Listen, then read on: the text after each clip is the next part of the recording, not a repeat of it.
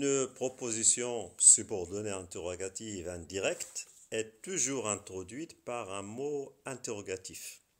Ça peut être un adverbe, exemple si, pourquoi, quand. Ça peut être un adjectif, exemple quel, ou un pronom qui, ce que, etc. Bien. Pourquoi on l'appelle interrogative indirecte? Tout simplement parce qu'elle a un rapport avec le discours rapporté. Un petit rappel, on sait que le discours rapporté, c'est le fait de rapporter le discours de quelqu'un d'autre, c'est le fait de passer tout simplement du style direct au style indirect. Lorsque vous dites par exemple, il m'a dit, je viendrai demain, le style indirect, ça serait, il m'a dit qu'il viendra demain.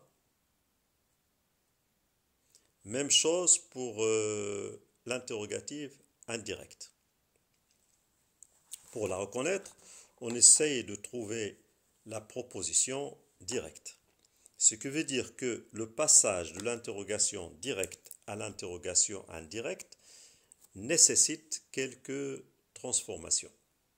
Une petite révision de la phrase interrogative d'abord, directe, ça serait à mon avis utile pour mieux comprendre la subordonnée interrogative. Vous avez déjà vu, probablement déjà au lycée, que l'interrogation directe peut être soit totale, soit partielle. On parle de interrogative totale lorsque la question porte sur la totalité de la phrase. Il y a donc ici possibilité de répondre par un oui ou par un non. Lorsque vous dites voulez-vous venir demain ou bien voulez-vous venir, c'est la même chose. Vous pouvez répondre par un oui ou par un non. Alors que l'interrogative partielle, elle porte sur une partie de la phrase. Exemple, quand viendra-t-il? Quand viendra-t-il? Ici, surtout l'emploi de qui, quand, etc. Donc, total, elle se traduit, quand viendra-t-il? Là, il porte uniquement sur un élément, c'est-à-dire sur la temporalité. Moi, ce qui m'intéresse, c'est quand est-ce qu'il va venir. Donc, ici, il ne porte pas sur la totalité de la phrase, elle porte sur un élément. Quand viendra-t-il demain? Ce qui m'intéresse, c'est quand est-ce qu'il viendra. C'est le temps. Est-ce que c'est aujourd'hui? Est-ce que c'est demain? Est-ce que c'est l'année prochaine? Etc. Donc, total, elle se traduit dans l'interrogation indirecte par l'emploi de si. Donc, viendra-t-il demain? Je peux dire, je me demande s'il vient demain. Alors que partiel se concrétise à l'aide de quand, qui, comment, etc. Je me demande quand il viendra. Voilà. À propos de la première phrase qu'on vient de dire, quand viendra-t-il? On peut dire au niveau de l'interrogative indirecte, je me demande quand il viendra. Attention, il n'y a plus d'inversion ici. Je me demande, Machi, je me demande quand viendra-t-il? Non, il faut éviter ça. Je me demande quand il viendra. Donc ce n'est pas la peine de marquer l'inversion. Je me demande quand il viendra. Et il ne faut pas non plus marquer le point d'interrogation. Ça ne sert à rien. Donc, interrogative indirecte. Réfléchissons d'abord à cette appellation. Réfléchissons un peu à cette dénomination qui n'a pas été remise en question par la grammaire scolaire. Cette dénomination suppose qu'il y a toujours correspondance entre interrogatif direct et indirect. Or, ce n'est pas toujours le cas. Effectivement, dans une phrase telle que le garçon demande à son frère s'il peut jouer avec lui, là, il comporte bel et bien une question. On peut la transformer en direct sans aucun problème en disant le garçon dit à son camarade peux-tu jouer avec moi? Mais dans une phrase telle que le garçon ne savait pas que son frère ou bien que son camarade pourrait jouer avec lui, là vous remarquez qu'il n'y a aucune question qui a été posée. Donc aucune question n'est rapportée. Il est simplement indiqué que le garçon n'a aucune idée sur le fait que son camarade puisse ou non jouer avec lui. Pourtant, il s'agit bien d'une interrogative indirecte comme la précédente. Ce qu'on peut déduire de tout ça, c'est que l'interrogation indirecte n'est pas toujours l'inverse de l'interrogation directe. C'est pour ça qu'elle est maintenant souvent classée parmi les complétives.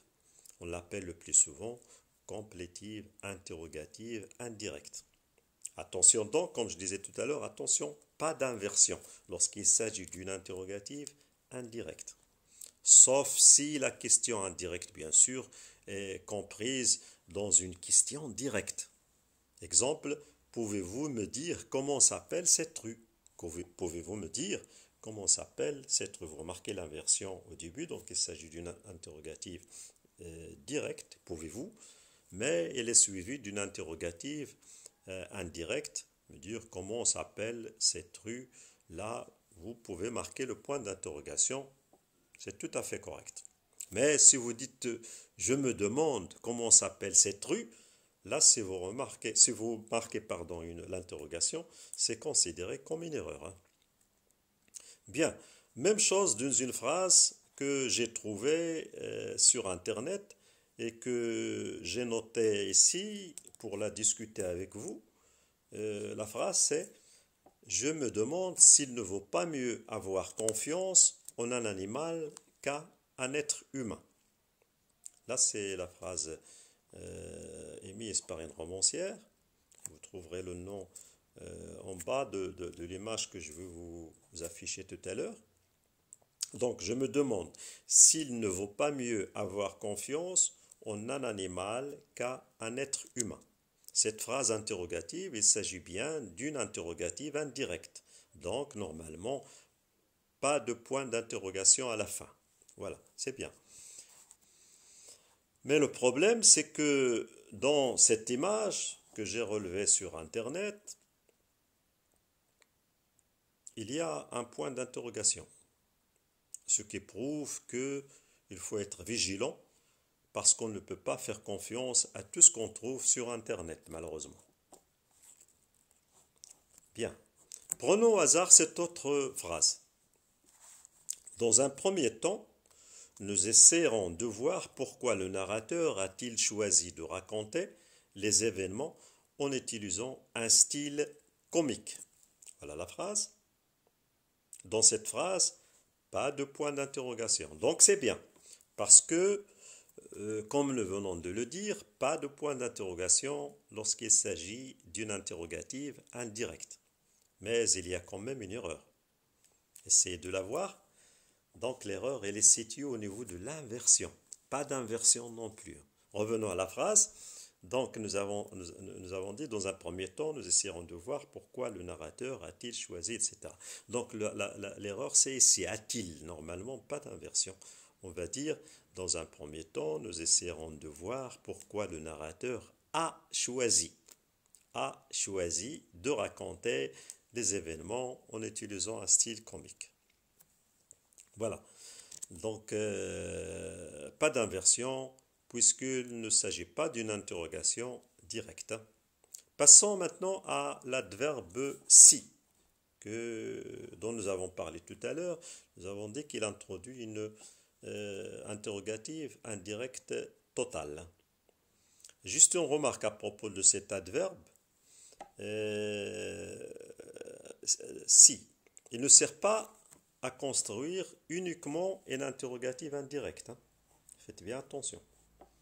Parfois, il s'agit d'un si conditionnel, comme nous l'avons déjà dit dans le modèle à propos des subordonnés circonstanciels. Parmi les subordonnés constanciels, si vous vous rappelez, il y a la conditionnelle. Bien. Exemple, je voudrais savoir si vous reviendrez demain.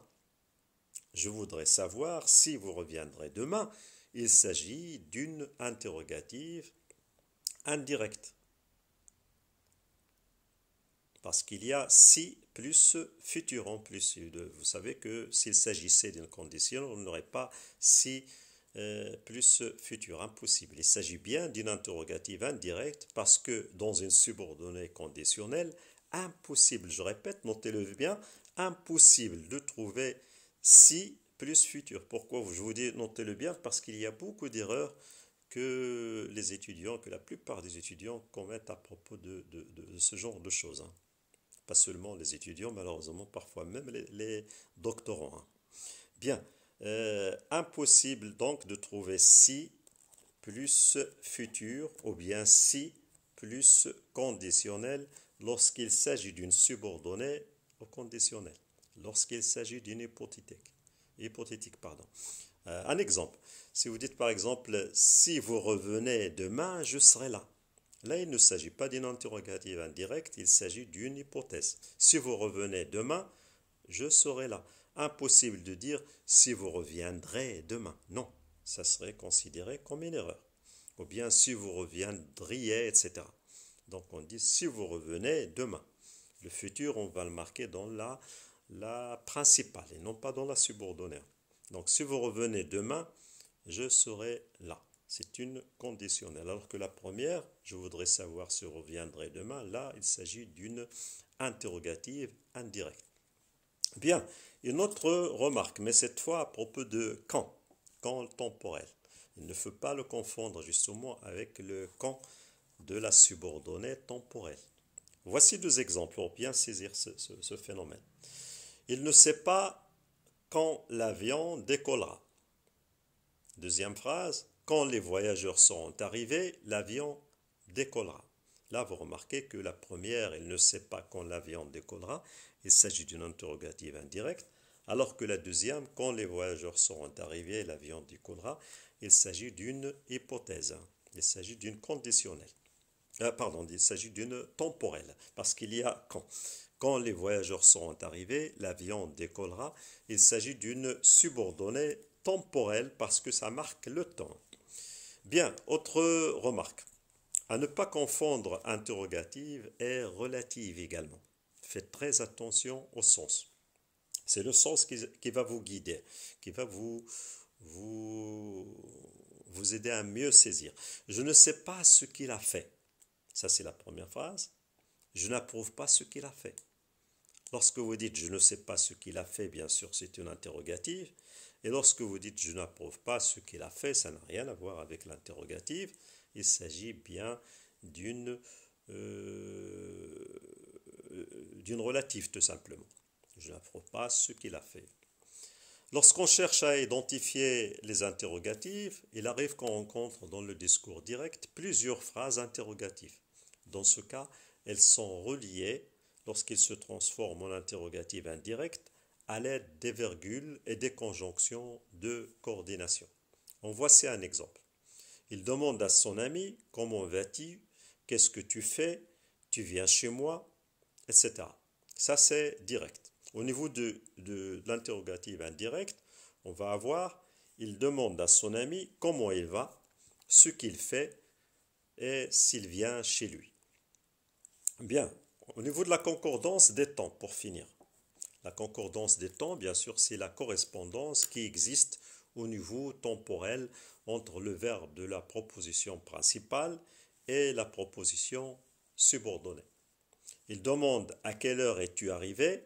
Restes-tu avec nous pour déjeuner? Quand repartiras-tu? Comme indiqué dans le tableau, on aura le passé composé dans l'interrogation directe. Il demande à quelle heure es-tu arrivé? Ça devient, dans l'interrogation indirecte, plus que parfait. Donc on aura, il demanda à quelle heure il était arrivé. Parce que vous savez bien que le plus que parfait est un temps antérieur à l'imparfait. Au même titre que le passé composé est un temps antérieur au présent. Quant au présent, il se transforme en imparfait, bien sûr. Restes-tu avec nous devient s'il restait avec eux. Et le futur, quand repartiras-tu, se transforme, bien sûr, dans l'interrogative indirecte en conditionnel présent. Et quand il repartirait, il ne faut pas oublier de modifier également les indicateurs de temps et de lieu.